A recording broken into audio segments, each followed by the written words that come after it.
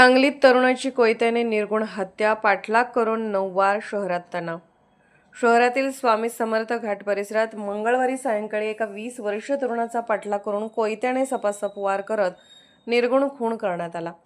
या घटनेमुळे शहरात एकच खळबळ उडाली असून संशयिताच्या घरावर दगडफेक झाल्याने काही काळ तणावाचे वातावरण निर्माण झाले. मृत तरुणाचे नाव चैतन्य देवा तोरणे, राहणार टिंबर एरिया, सांगली असे आहे. प्राथमिक माहितीनुसार परिसरातील 2 गटांमध्ये वर्चस्वाच्या वादातून गेल्या आठवडाभरापासून धुसफूस सुरू होती.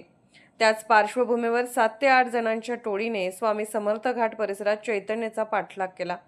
जीव वाचवण्यासाठी चैतन्याने पळण्याचा प्रयत्न केला, मात्र हल्लेखोरांनी त्याला गाठून कोयत्याने तोंड, डोके, पोट व पायावर सपासप वार केले.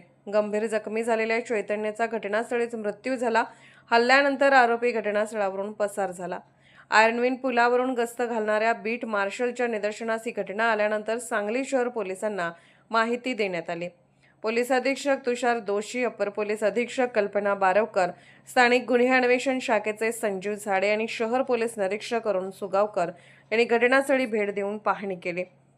घटनेनंतर संशयिताच्या घरावर दगडफेक झाल्याने परिसरात काही काळ तणाव निर्माण झाला. पोलिसांनी बंदोबस्त वाढवला असून स्थानिक गुन्हे अन्वेषण शाखेसह शहर पोलिसांची विशेष पथके आरोपींच्या शोधासाठी रवाना झाली आहेत. पोलीस पुढील तपास करत आहेत. पोलीस ऑफ इंडिया न्यूज चॅनलला लाईक करा, शेअर करा आणि सबस्क्राईब करा.